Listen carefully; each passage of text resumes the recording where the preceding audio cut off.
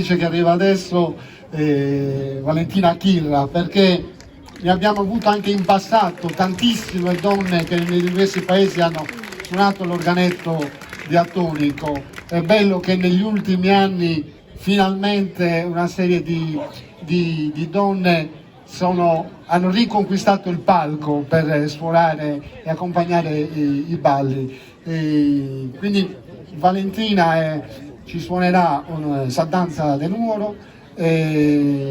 Andiamo velocemente perché insomma serata lunga, quindi grazie a Valentina e una buona suonata.